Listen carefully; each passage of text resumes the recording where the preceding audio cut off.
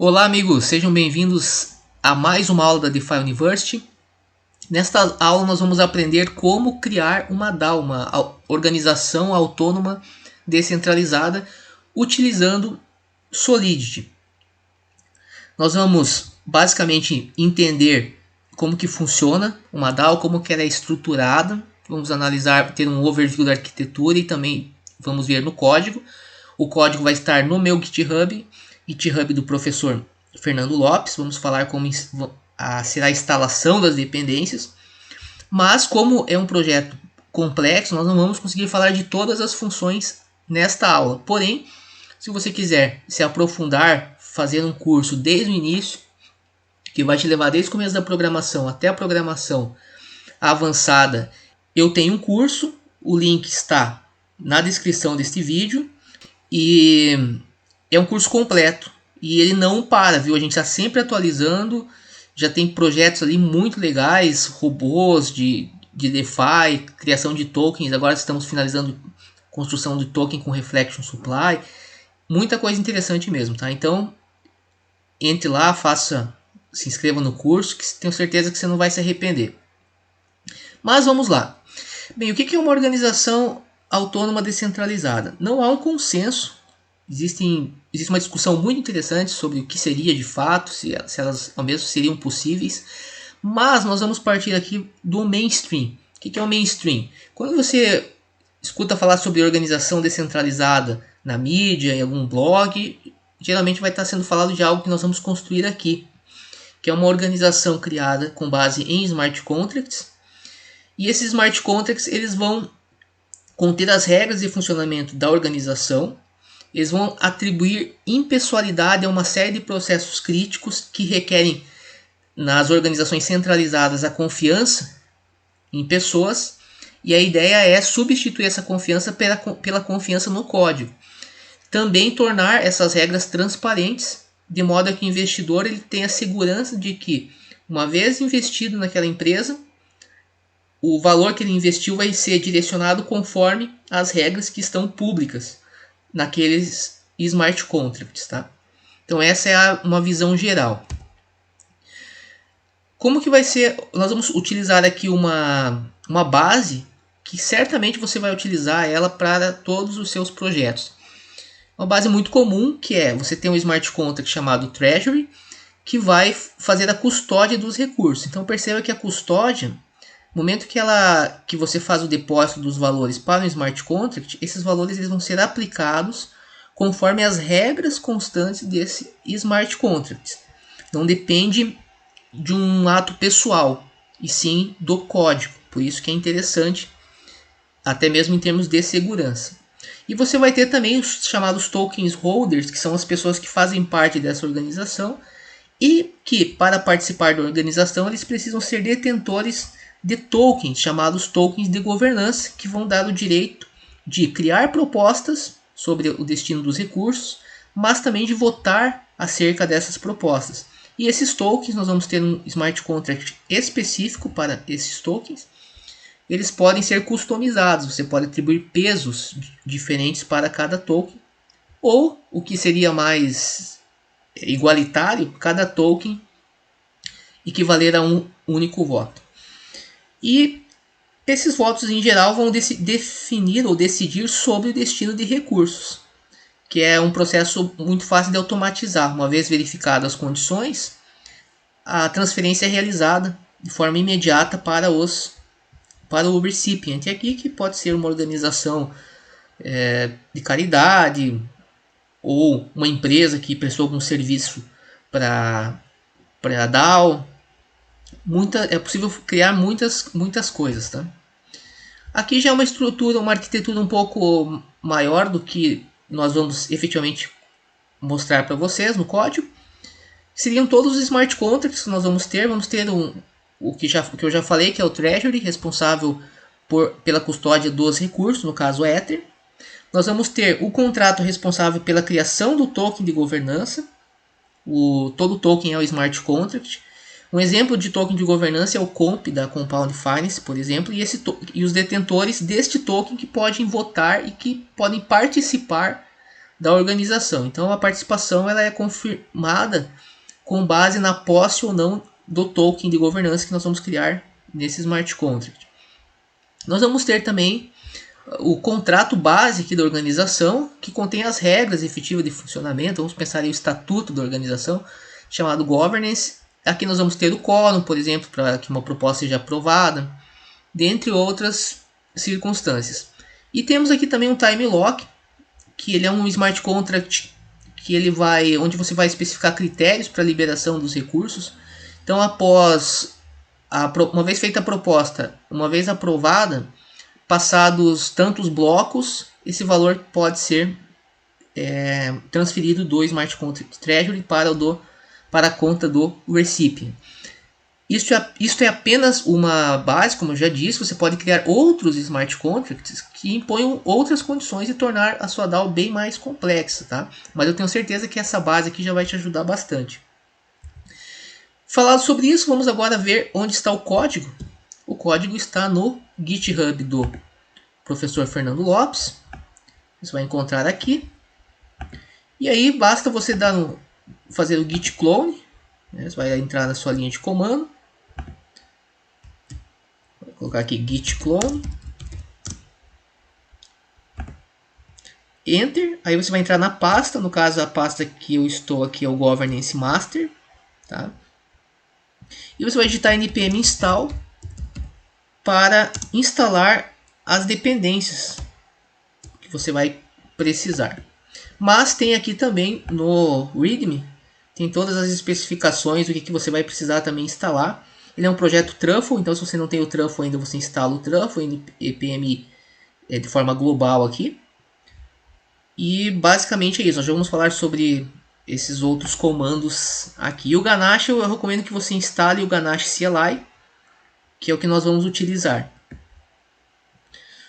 Então vamos ver o código agora, tá? Entender aqui o funcionamento básico. Veja que nós temos então, nesta pasta contract, nós vamos ter o governance, que eu falei para vocês. Este aqui é um contrato básico do Truffle, que não precisa se preocupar. Time lock, token e treasury. O token aqui, ele é um contrato ERC20 volts. Onde que estão esses contratos? Esses contratos estão todos aqui, ó, no OpenZeppelin. Então o OpenZeppelin tem aqui um modelo de tokens, né, de governança, de DAOs efetivamente, né? Você pode vir aqui, ó, no governance, tá? Então todos os contratos que nós estamos falando, utilizando, são desta biblioteca aqui. Então aqui nós temos o token que ele vai, como eu falei, né, importamos do OpenZeppelin, ele vai herdar este contrato. Aqui nós temos aqui as variáveis que basicamente são passadas, nome, símbolo, initial supply, e ele vai ter a função mint e a função burn. O que pode ter diferente aqui que você talvez não conheça? Essa parte do super não é muito comum. Isso está relacionado ao fato de que quando você faz aqui o override, né, de uma função, ou seja, quando um contrato herda um outro contrato e você quer sobrescrever esta função, quer alterar ela, você precisa marcar essa função que você está alterando como override. Tá? E a função original que está sendo alterada, ela é uma função que tem que marcar com a palavra virtual. Isso é uma característica do Solidity. Mas às vezes você quer ter acesso à função, não a função que está alterada, mas a função original. E aí você vai utilizar esta palavra super aqui, que vai te dar o acesso à função original, ou seja, antes dela ter sido alterada. Fora isso, você tem o mint e o burn, que é clássico, o mint para criar tokens, o burn para queimá-los, para diminuir o supply. Aí nós temos o treasury, que é basicamente o contrato que vai guardar os fundos, fazer a custódia dos fundos, tá? Então você vai ter que, obviamente, passar aqui, né, o total funds. O PI é o recipient, quem que vai receber estes valores, tá? E este é um contrato ownable, ou seja, ele só vai poder ser, as funções dele só vão poder ser chamadas pelo dono do contrato, que no nosso caso vai ser um outro contrato. Qual contrato? O time lock. Vai ser o ownable deste smart contract. E aí o que nós fizemos? Aí nós temos aqui no script de deploy, que nós já vamos rodar ele. Cadê? Migrations, aqui. Então aqui, ó, o que vai acontecer? Quando nós formos fazer o deploy desse contrato, ele vai, no caso, o deploy do Treasury, ó, depois de fazer o deploy do Treasury, é transferido a propriedade para o time lock, certo? Então, uma vez satisfeitas as condições do time lock, aí que o time lock vai poder chamar a função respectiva do Treasury de modo a fazer a liberação dos recursos. E aqui nós temos essas figuras do Proposer e do Executor, tá? Que basicamente o Proposer, até deixei marcado aqui, ele é o... Cadê? Deixa eu passar aqui. Bem, acho que não está aqui, mas de qualquer forma o Proposer é aquela pessoa que ela é encarregada por exemplo, cancelar, né, ou implementar determinadas operações. Aqui, ó, está encarregado de agendar, né, ou cancelar operações. Aqui é um papel crítico, certo? Então você deve, geralmente, o ideal é utilizar multisig. Você pode conferir até esse poder a uma outra DAO, tá? Mas é uma figura importante porque ela tem muitos poderes. Em DAO, toda função que tem poderes, que pode dar poder a mais para um indivíduo ou outro, você tem que tomar muito cuidado. E isso precisa ser muito analisado também, para ver se realmente é uma organização, para analisar o nível de descentralização, né? Que a descentralização, ela é uma, não vou dizer utopia, mas ela tem níveis, né? Você nunca vai ter uma coisa totalmente descentralizada que seria uma organização justa 100%, que nós sabemos que até hoje não há nada parecido. Mas é muito mais o grau de, vamos dizer assim, a governança dela é para ser pelo menos melhor do que a governança que já ocorre hoje nas organizações centralizadas, tá? E a mesma coisa aqui o executors, né, que são encarregados de executar as operações que serão agendadas ou que foram agendadas pelos proposers após os critérios do time lock, certo? Que pode ser outro também, não precisa ser o time lock, você pode criar outro contrato, aqui é só um exemplo, tá? Então, beleza, pessoal. Aqui, como eu falei para vocês, é um overview. Se vocês querem se aprofundar, vocês podem fazer o nosso curso, que nós começamos desde o básico, desde a criação do token até interação com smart contracts de corretoras descentralizadas. Mas por hora vamos rodar aqui para ver, ter uma ideia na prática como que funciona. E para isso nós vamos primeiro utilizar o Ganache CLI. Ele está rodando na porta 7545, conforme você pode observar aqui no Truffle config, tá? Então, vamos passar para cá. Aqui.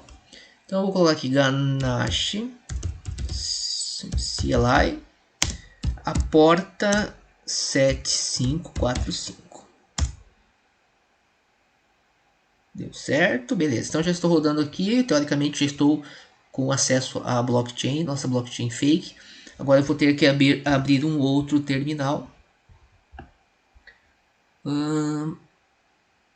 Windows PowerShell.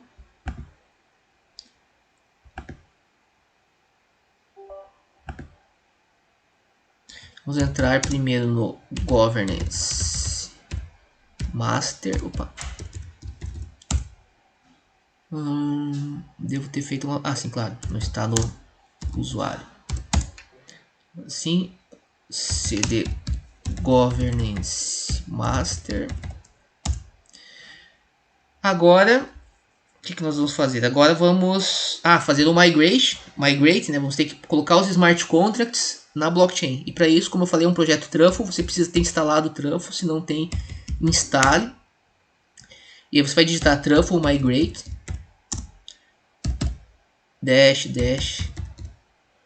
reset. Deixa eu puxar para cá para vocês verem, ó, sendo colocado. Então aqui temos de um lado os contratos aqui, ó, e agora da blockchain. Vamos aguardar.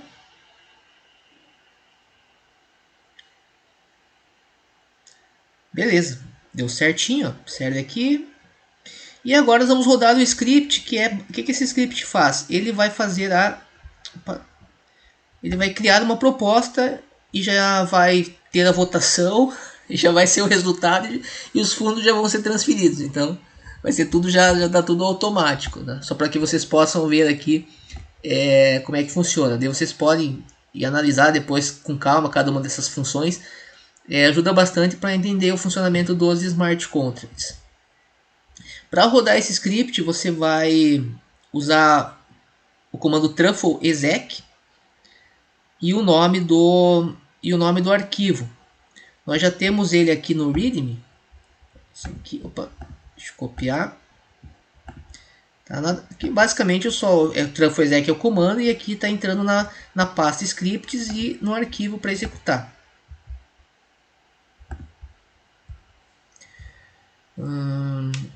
Aqui, beleza. Para isso, o blockchain tem que estar rodado e o smart contract tem que estar também já na blockchain.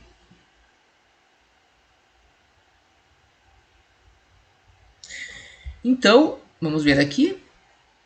Observe que nós tivemos primeiro a quantidade que está dentro do smart contract, que são 25 ethers. Aqui a proposta que foi criada, tá? O current state of proposal pending, não, 0. O bloco onde foi criado. O deadline foi o bloco 26. Current block numbers. Número de votos necessários para aprovação, 50. Aqui foi criando os votos. E aqui nós temos aqui já os votos, né? Votos 50 for, 50 against e 50 neutros. Ó. E aí você tem então a proposta que foi implementada. Claro que isso aqui é apenas para que vocês vejam o funcionamento. E você pode criar uma interface também com React. Mas eu acho que você já tem um bom início aqui para poder criar a sua própria DAO. E é um assunto aí que esse ano veio com força. Então eu acredito que vai ter muitas propostas de trabalho, de criação de DAOs aí para os programadores Solidity. Beleza, pessoal? Espero que tenha ajudado. Dúvidas, deixe nos comentários. E se você ainda ficou com dúvida, entendeu alguma coisa, faça o nosso curso, que lá a gente começa desde o início, vai com calma, passo a passo, para que você realmente consiga entender esses conceitos de uma forma bem fácil e rápida. Certo? Grande abraço e nos vemos na próxima aula.